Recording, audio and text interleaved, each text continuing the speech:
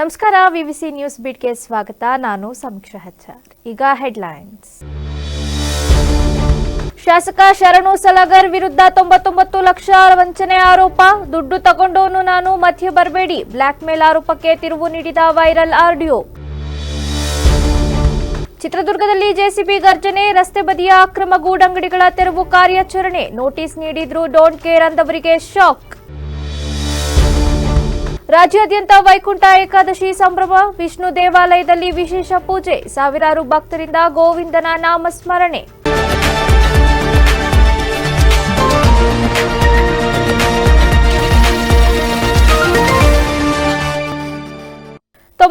ಲಕ್ಷ ರು ಸಾಲ ಪಡೆದು ಹಿಂತಿರುಗಿಸದ ಆರೋಪದ ಮೇಲೆ ಶಾಸಕ ಶರಣು ಸಲಗರ್ ವಿರುದ್ಧ ಎಫ್ಐಆರ್ ದಾಖಲಾದ ಬೆನ್ನಲ್ಲೇ ಆಡಿಯೋವೊಂದು ವೈರಲ್ ಆಗಿದೆ. ಹೀಗಾಗಿ ಉದ್ಯಮಿಯಿಂದ ಹಣ ಪಡೆದು ಶರಣು ಸಲಗರ್ ಉಲ್ಟಾ ಹೊಡೆದ್ರ ಎಂಬ ಅನುಮಾನ ಮೂಡಿದೆ.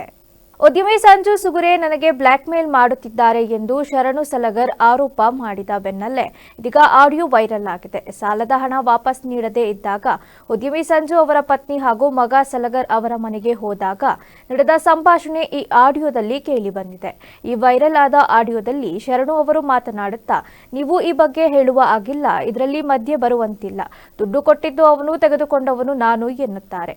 ಆಗ ಸಂಜು ಅವರ ಪತ್ನಿ ಮಾತನಾಡಿ, ನೀವು ಫೋನ್ ರಿಸೀವ್ ಮಾಡುತ್ತಿಲ್ಲ, ಅದಕ್ಕೆ ನಾವು ಕೇಳಲು ಬಂದಿದ್ದೇವೆ, ಇಲ್ಲದಿದ್ದರೆ ನಾವು ಬರುತ್ತಿರಲಿಲ್ಲ, ನೀವು ಜಮೀನು ಬರೆದುಕೊಳ್ಳಿ ಎಂದಿದ್ರಿ, ಆದರೆ ನಾವು ನಿಮ್ಮ ಮೇಲಿನ ನಂಬಿಕೆ ಹಾಗೂ ಭರವಸೆಯಿಂದ ಬೇಡ ಎಂದಿದ್ದೆವು ಎನ್ನುತ್ತಾರೆ. ಅದಕ್ಕೆ ಶರಣು ಅವರು, ನಾನು ಯಾವಾಗಲೂ ಫೋನ್ ರಿಸೀವ್ ಮಾಡ್ತೀನಿ, ನಿಮ್ಮ ಬಳಿ ಬೇರೆ ಸಾಕ್ಷಿಗಳಿದ್ದರೆ ತೆಗೆದುಕೊಂಡು ಬಂದಿ ಎಂದು ತಿಳಿಸಿದ್ದಾರೆ.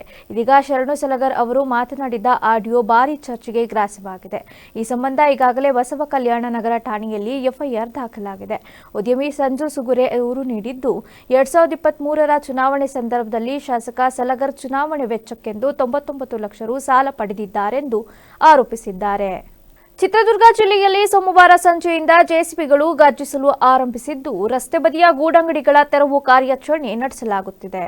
ಚಳ್ಳಕೆರೆ ಗೇಟ್ ಬಳಿ ರಸ್ತೆ ಪಕ್ಕ ಅಕ್ರಮ ಗೂಡಂಗಡಿಗಳನ್ನು ತೆರವುಗೊಳಿಸಲಾಗುತ್ತಿದೆ. ಚಿತ್ರದುರ್ಗ ನಗರಸಭೆ ಆಯುಕ್ತೆ ಲಕ್ಷ್ಮಿ ನೇತೃತ್ವದಲ್ಲಿ ತೆರವು ಕಾರ್ಯಾಚರಣೆ ನಡೆಯುತ್ತಿದೆ.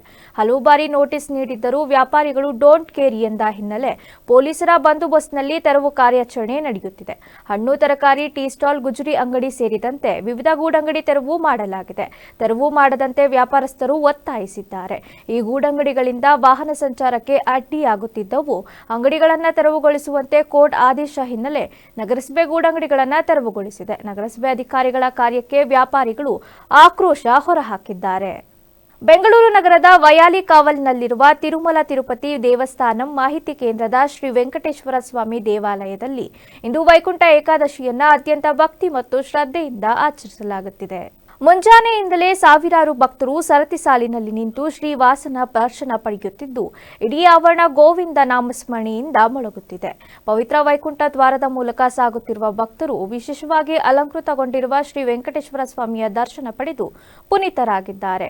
ಇಂದಿನ ದರ್ಶನ ವ್ಯವಸ್ಥೆಯು ರಾತ್ರಿ 11:45ರವರೆಗೆ ನಿರಂತರವಾಗಿ ಇರಲಿದೆ ಎಂದು ದೇವಾಲಯದ ಮಂಡಳಿ ತಿಳಿಸಿದೆ. ಬೆಳಗಿನ ಜಾವ 2 ಗಂಟೆಯಿಂದಲೇ ಶ್ರೀವಾರಿ ಲಡ್ಡು ಪ್ರಸಾದದ ಮಾರಾಟ ಆರಂಭವಾಗಿದ್ದು, ನಿರಂತರ ಅನ್ನ ಪ್ರಸಾದದ ವ್ಯವಸ್ಥೆಯನ್ನ ಮಾಡಲಾಗಿದೆ. ವೈಕುಂಠ ಏಕಾದಶಿ ಅಂಗವಾಗಿ ನಗರದ ಪ್ರಸಿದ್ಧ ವಿಷ್ಣು ದೇವಾಲಯಕ್ಕೆ ಜಿಲ್ಲಾಧಿಕಾರಿ ಲತಾ ಕುಮಾರಿ ಅವರು ಇಂದು ಭೇಟಿ ನೀಡಿ ದೇವರ ದರ್ಶನ ಪಡೆದು ವಿಶೇಷ ಪೂಜೆ ಸಲ್ಲಿಸಿದರು. ದೇವಾಲಯಕ್ಕೆ ಆಗಮಿಸಿದ ಜಿಲ್ಲಾಧಿಕಾರಿಗಳು ದೇವರ ದರ್ಶನ ಪಡೆದು ವಿಶೇಷ ಪೂಜೆ ಸಲ್ಲಿಸಿದರು. ವೈಕುಂಠ ಏಕಾದಶಿ ಹಿನ್ನೆಲೆಯಲ್ಲಿ ವಿಷ್ಣುವಿನ ವಿಗ್ರಹಕ್ಕೆ ವಿಶೇಷ ಅಲಂಕಾರ, ಅಭಿಷೇಕ ಹಾಗೂ ಹೋಮಗಳನ್ನು ಹಮ್ಮಿಕೊಳ್ಳಲಾಗಿತ್ತು. ಈ ಸಂದರ್ಭದಲ್ಲಿ ಜಿಲ್ಲಾಧಿಕಾರಿಗಳು ಸಂಕಲ್ಪ ಮಾಡಿ ಲೋಕ ಕಲ್ಯಾಣಕ್ಕಾಗಿ ಪ್ರಾರ್ಥಿಸಿದರು. ದೇವಾಲಯಕ್ಕೆ ಆಗಮಿಸಿದ್ದ ನೂರಾರು ಭಕ್ತರು ಜಿಲ್ಲಾಧಿಕಾರಿಗಳ ಸರಳತೆ ಹಾಗೂ ಧಾರ್ಮಿಕ ಶ್ರದ್ಧೆಯನ್ನ ಶ್ಲಾಘಿಸಿದ್ರು.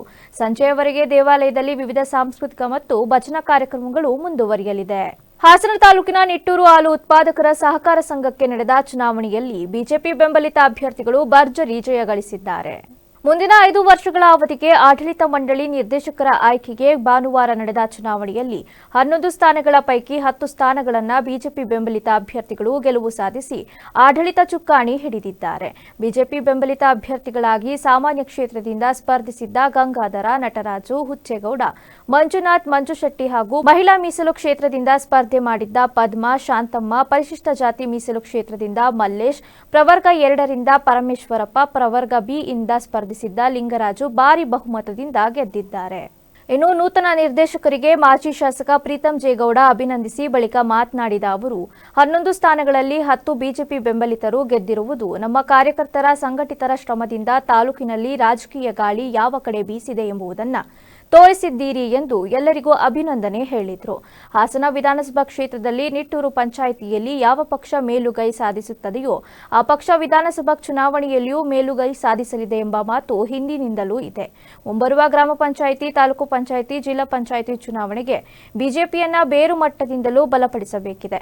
2028ರ ಚುನಾವಣೆಯಲ್ಲಿ ರಾಜ್ಯದಲ್ಲಿ 130 ಸ್ಥಾನ ಗೆದ್ದು ಸ್ವಂತ ಬಲದಿಂದ ಬಿಜೆಪಿ ಅಧಿಕಾರ ಹಿಡಿಯಬೇಕು ಎಂಬುದು ನಮ್ಮ ರಾಜ್ಯಾಧ್ಯಕ್ಷರ ಅಪೇಕ್ಷೆ.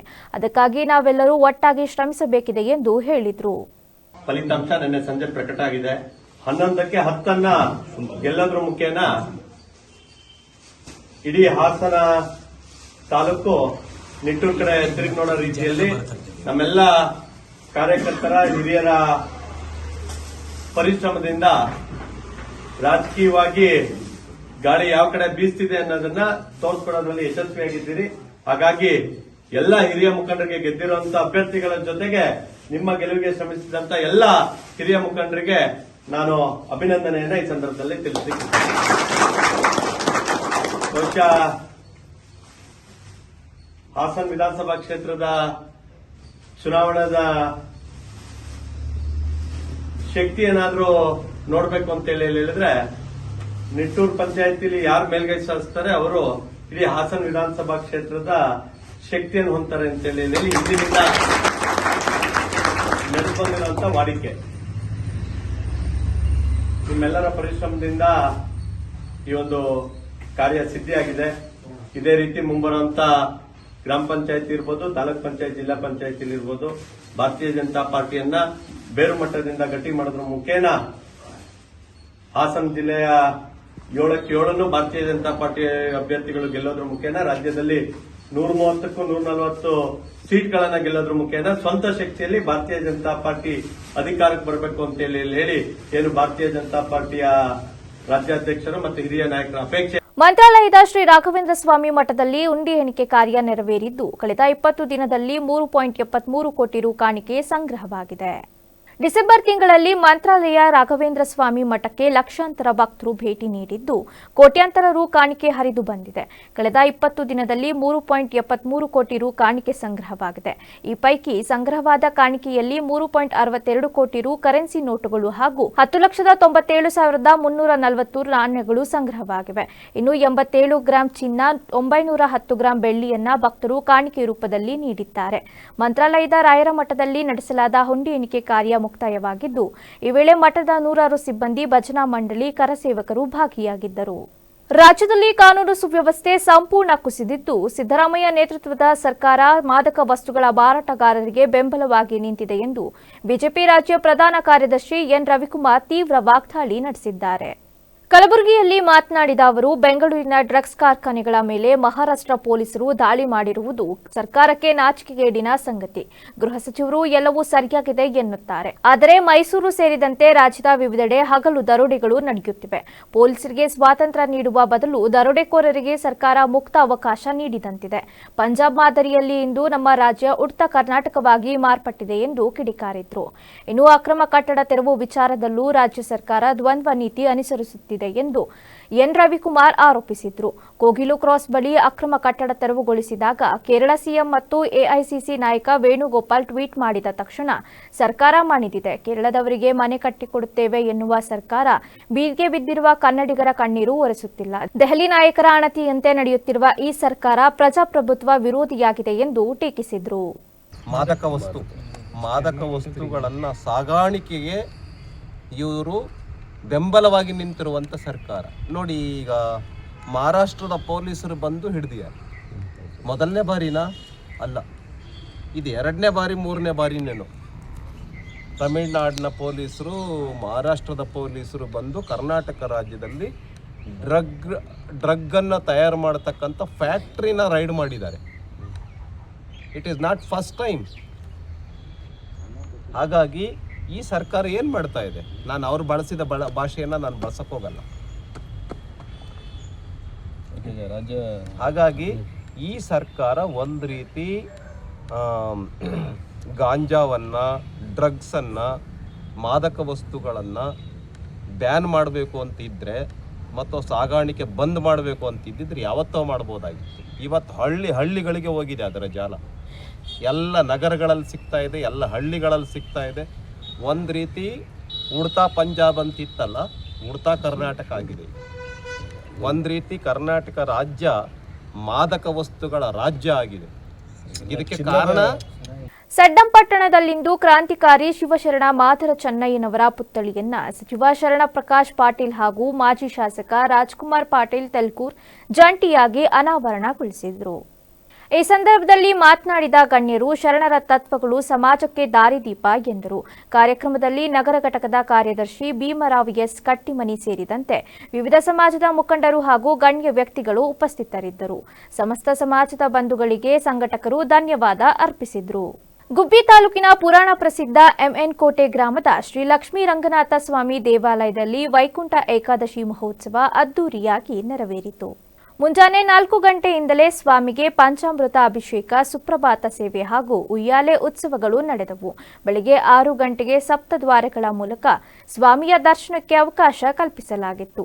ಸಾವಿರಾರು ಭಕ್ತರು ಗೋವಿಂದ ಗೋವಿಂದ ಎನ್ನುವ ನಾಮಸ್ಮರಣೆಯೊತ್ತಿಗೆ ದೇವರ ದರ್ಶನ ಪಡೆದರು. ಇನ್ನು ಚಳಿಯನ್ನು ಲೆಕ್ಕಿಸದೆ ಆಗಮಿಸಿದ ಭಕ್ತಾದಿಗಳಿಗೆ ಲಡ್ಡು ಹಾಗೂ ಬಾದಾಮಿ ಹಾಲು ವಿತರಿಸಲಾಯಿತು. ರಾತ್ರಿ 9 ಗಂಟೆವರೆಗೂ ದರ್ಶನಕ್ಕೆ ಸಕಲ ವ್ಯವಸ್ಥೆ ಮಾಡಲಾಗಿದ್ದು, ದೇವಾಲಯ ಸಮಿತಿಯ ಪದಾಧಿಕಾರಿಗಳು ಈ ಸಂದರ್ಭ ಉಪಸ್ಥಿತರಿದ್ದರು. ಈಗ ಮತ್ತೊಮ್ಮೆ ಹೆಡ್ಲೈನ್ಸ್. ಶಾಸಕ ಶರಣು ಸಲಗರ್ ವಿರುದ್ಧ 99 ಲಕ್ಷ ವಂಚನೆ ಆರೋಪ. ದುಡ್ಡು ತಗೊಂಡೋನು ನಾನು, ಮಧ್ಯೆ ಬರಬೇಡಿ. ಬ್ಲಾಕ್ ಮೇಲ್ ಆರೋಪಕ್ಕೆ ತಿರುವು ನೀಡಿದ ವೈರಲ್ ಆಡಿಯೋ. ಚಿತ್ರದುರ್ಗದಲ್ಲಿ ಜೆಸಿಬಿ ಗರ್ಜನೆ, ರಸ್ತೆ ಬದಿಯ ಅಕ್ರಮ ಗೂಡಂಗಡಿಗಳ ತೆರವು ಕಾರ್ಯಾಚರಣೆ. ನೋಟಿಸ್ ನೀಡಿದ್ರು ಡೋಂಟ್ ಕೇರ್ ಅಂದವರಿಗೆ ಶಾಕ್. ರಾಜ್ಯಾದ್ಯಂತ ವೈಕುಂಠ ಏಕಾದಶಿ ಸಂಭ್ರಮ. ವಿಷ್ಣು ದೇವಾಲಯದಲ್ಲಿ ವಿಶೇಷ ಪೂಜೆ. ಸಾವಿರಾರು ಭಕ್ತರಿಂದ ಗೋವಿಂದನ ನಾಮಸ್ಮರಣೆ. ಕ್ಷಣ ಕ್ಷಣದ ಸುದ್ದಿಗಾಗಿ ನೋಡ್ತಾ ಇರಿ ವಿವಿಸಿ ಟಿವಿ, ಸತ್ಯದ ಕಡೆ ನಮ್ಮ ನಡೆ.